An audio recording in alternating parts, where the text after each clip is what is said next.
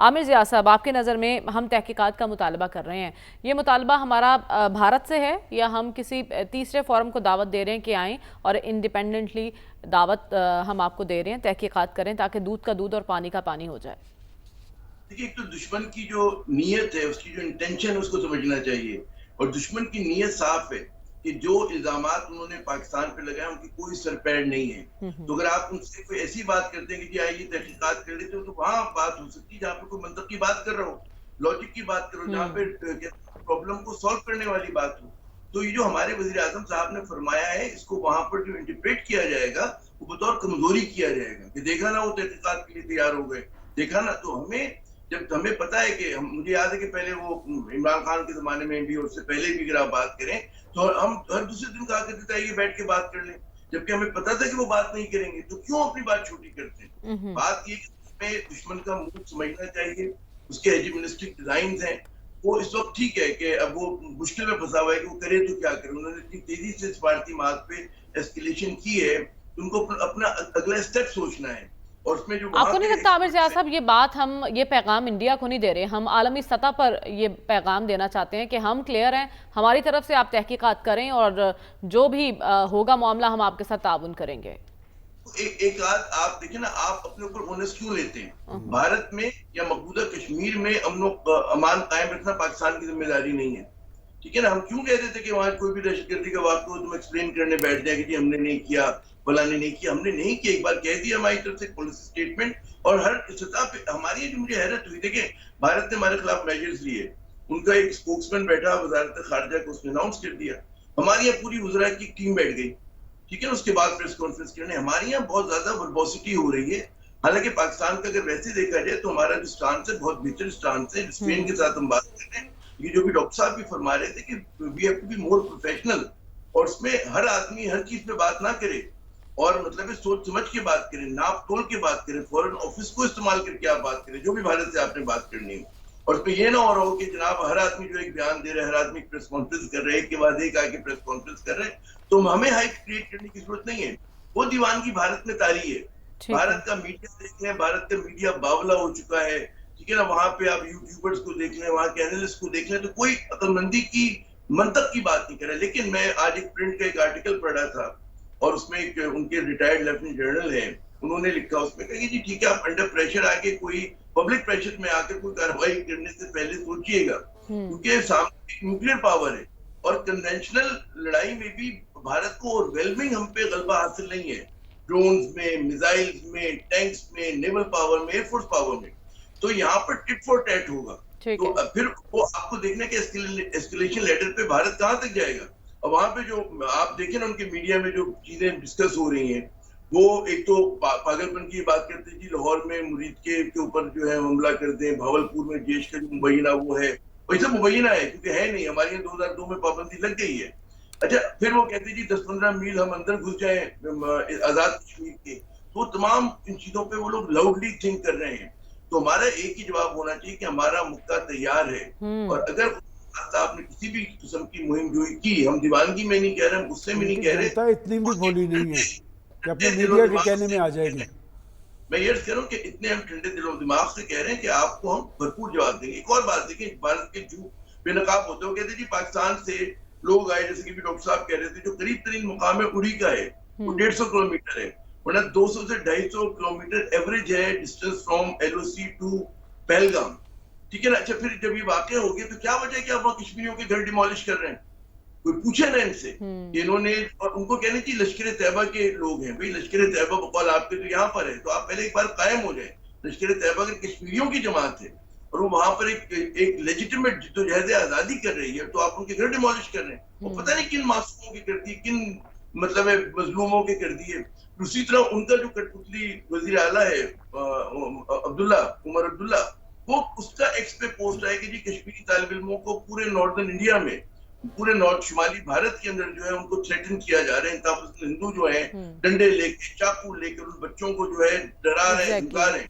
मुसलमानों के ऊपर जो है, जो वहां पर भारत में अकलियत बसती है, जो कि बहुत बड़ी तादाद है, उनके साथ आप जो डिस्क्रिमिनेटरी सलूक कर रहे हैं। फिर आप ये एक और बात देखिए, मैं हर जगह पे जो उनका प्रोपेगेंडा के लेवल देखे, ये लड़ाई जो है ना, सिर्फ ये नहीं हो कि एक पहलगाम की लड़ाई है, उससे पहले आप इस वाक्य से पहले उनकी फिल्में आप देखें कि जो प्रोपेगेंडा फिल्म है, वो तारीख को रीराइट करना चाहते हैं। एग्जैक्टली उधर आलमगीर की कब्र पे हमला करने की बात करते हैं, वो एक फिल्म बनाते हैं ब्यूदसी जिसका हकीकत से कोई ताल्लुक नहीं, वो बदकिस्मती से पाकिस्तान में भी चल रही है, ठीक है ना।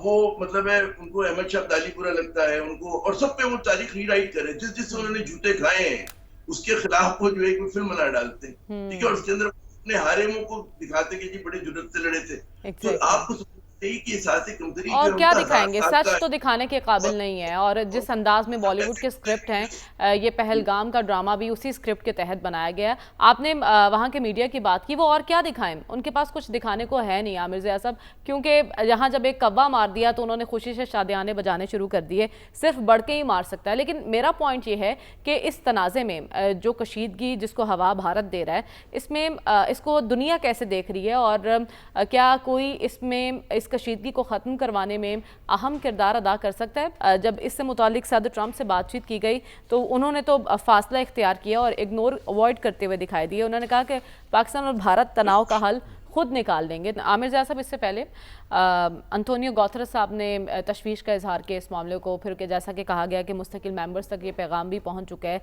सब इस सिचुएशन को देख रहे हैं। ऐसे में सदर ट्रंप का बयान कि पाकिस्तान और भारत तनाव का हल खुद निकाल लेंगे, इसको आप किस तरह से देख रहे हैं? देखिए, तशवीश की बात तो होनी चाहिए। दुनिया में दो बड़े कॉन्फ्लिक्ट्स हो रहे हैं, मिडिल ईस्ट में भी है और फिर रूस यूक्रेन का भी है, और बड़े सगीर को जो है भारत एक और आग की तरफ धकेल रहा है, क्योंकि ज़ाहिर है कि न्यूक्लियर पावर्स हैं दोनों, और दुनिया को तशवीश होनी चाहिए। जहां तक ट्रंप का ताल्लुक है, देखिए ट्रंप की कन्वेंशनल प्रेसिडेंसी है, और वो जैसे कि हमें पता है कि वो अगर आएगा भी, हम अमेरिका की तरफ अगर देख, वो कह ना कि बहुत किसी को तवक्को हमें नहीं होनी चाहिए।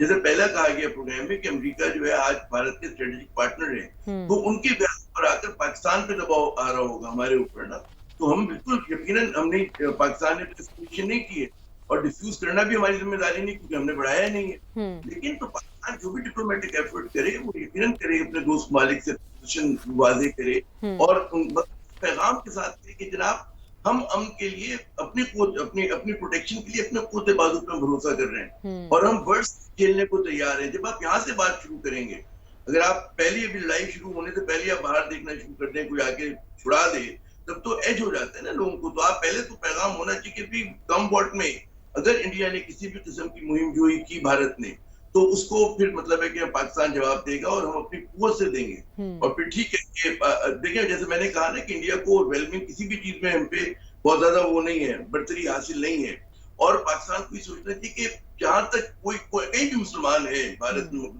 और जगहों पे, हमारी इंग्रेस है वहां पर, तो आप जो है कमजोरी से बात ना करें। जब आप मजबूती से बात करेंगे तो फिर दुनिया आएगी, क्योंकि find your enemy friends will come.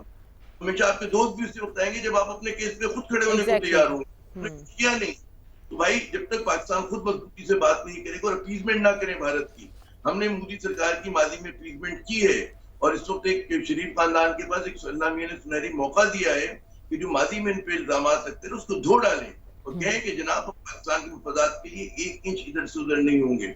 और यहाँ पे शहबाज शरीफ साहब एक बिल्कुल एक अलग रोल अपना किरदार अदा कर सकते हैं, कमजोरी का मुजाहरा ना करें और पाकिस्तान के मफादात को जो है मजबूती के साथ लेकर चले। ये लोग जी नहीं, हम बारहा कह चुके हैं कि हमारी अमन की ख्वाहिश है, लेकिन हमारी अमन की ख्वाहिश को कमज़ोरी ना समझा जाए। लेकिन इस वक्त पॉइंट ये है कि भारत भी आलमी राय पर असरअंदाज होने के लिए मुख्तलिफ ज़राए इस्तेमाल कर रहा है। आमिर ज़िया साहब, तरजीही बुनियादों पर सिफारती महाज पर हमें क्या करने की ज़रूरत है? बिल्कुल, ये जो जैसे मैं पहले हमारे दो साथियों ने कहा, सीनियर्स ने कहा कि आपको बड़े फाल तरीके से जो भी आपके ममालिक, और हमें बेशक ये भी पता है कि सब जो है मगरबी ममालिक में भारत का जो क्लाउड है वो निस्बतन पाकिस्तान की मुकाबले में हमसे जरा सा बेहतर पोजीशन में है। और इसलिए नहीं है कि मतलब बहुत अच्छे लोग हैं, बात ये कि मगरब के जो है माशी मफादात हैं जिसको पूरा कर रहा है, जो स्ट्रेटेजिक अमेरिका के साथ जो उसकी कोऑपरेशन है चाइना की वजह से, उसको पूरा कर रहा है। तो वो वहां पर हमें नजर आएगा कि वो लोग जो है डंडी मारेंगे। इसका मतलब ये नहीं है कि हम अपना केस प्रेजेंट ना करें, मजबूती के साथ करें, और सबसे ज्यादा ये जो और ऑल्टरनेटिव दीगर वो है ममालिक है, हमारे मुस्लिम ममालिक है, बात करें उसका इंडायरेक्ट आप इस्तेमाल करें अमेरिका के ऊपर कि वो जो है पाकिस्तान के बारे में यूएई को अगर आप अप्रोच कर सकते हैं। हालांकि वहां पर भी आपने देखा होगा कि पिछले कुछ सालों में जो है इंडिया ने बहुत मेहनत की है मुस्लिम ममालिक में, और वहां पर जो है कहते हैं ना कि पब्लिक रिलेशनिंग भी और अपना जो सफारती ताल्लुकात है बनाए हैं। तो पाकिस्तान क्योंकि हम लोग इतना ज्यादा अपने दाखिली शहर में रहे, तो हम उन कहते हैं ना हमारी नजर उस जगह पे मेरे ख्याल में जितनी हमें तवज्जो देने की जरूरत थी नहीं दे पाए। लेकिन it's never late, we can start from today कि जी ये चीज करना है, और सबसे ज्यादा कि फिर हमारे अपनी तरफ से जो है अंदर से हम क्या पैगाम दे रहे हैं कि हम लोग इस मामले पे मुत्तहिद हैं, और वही पैगाम जो एको कर रहा हो हर तरफ। अभी बाज़ औक़ात में देखता हूँ हमारे बाज़ नादान, हालांकि वो मैं समझता हूँ कि माइनॉरिटी को रिप्रेजेंट कर रहे होंगे, कि वो इस तरह की बात करते हैं कि जो हमारे मफादात को मैल नहीं खाती उसके साथ बात। तो बात ही कि वज़ीर-ए-आज़म को भी कोशिश करनी चाहिए कि जो हमारे अंदरूनी तज़ादात हैं उसको भी हल करने की कोशिश करें, ताकि हमारा एक कहते हैं ना कि खुशी-खुशी तमाम लोग जो है मुत्तहिदा फ्रंट लेकर आए। भारत के मसले पे जमा तो सारे लोग हो जाएंगे, लेकिन अगर उनको शिकायत हुकूमत से होगी, उनके रवैयों से होगी, इस बात से शिकायत होगी कि जी किसी के साथ ज्यादती हो रही है, तो फिर मामला नहीं होगा।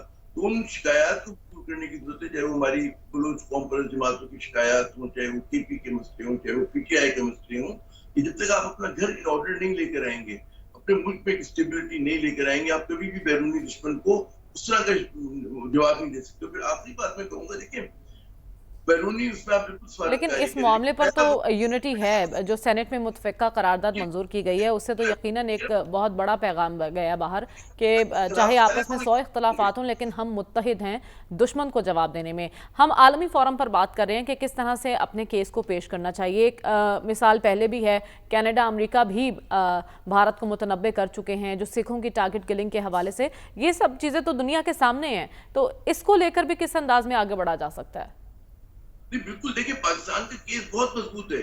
भारत इस वक्त दुनिया का सबसे बड़ा अगर रियासती कोई मुल्क दहशतगर्दी करता है वो तो भारत है।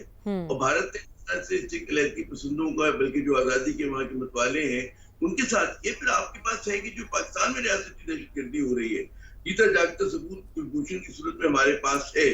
हमें पता है कि उनके जो मीडिया है वो उन दहशतगर्दों को फ्रीडम फाइटर्स कह रहे हैं कि जिन्होंने पाकिस्तान में कार्रवाई की। उनके जो टके यूट्यूबर्स हैं जिनकी बहुत फॉलोइंग और वो अपनी स्टेटमेंट के कहने पे कर रहे हैं सारी काम, ठीक है ना, कि वो जो आप उनके टीवी स्टेशन आप देख लें तो उन्होंने तमाम इक़दार, खैर सहाफत तो नहीं हो रही, प्रोपेगेंडा हो रहा है।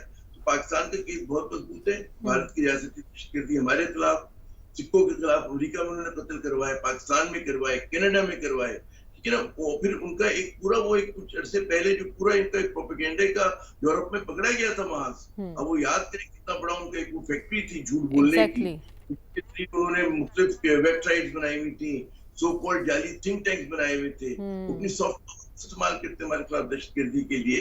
अब ये देखें ना, उनकी हर फिल्म में पाकिस्तान का जो पोर्ट्रेल होता है, मुसलमानों का जो पोर्ट्रेल होता है वो एक विलन होता है। तो वो वाला 60 का भारत नहीं है कि जहाँ पर मतलब है हिंदू मुस्लिम वो दोस्ती की बात किया करते थे। जमाना था कि हालांकि उसमें भी मुनाफकत थी, जो अगर नेहरू डॉक्ट्राइन पे भी आते थे, अब कहते हैं ग्लव्स आर ऑफ। तो अब तो एक नेकेड किस्म की नंगा झूठ बोल रहे हैं वो लोग।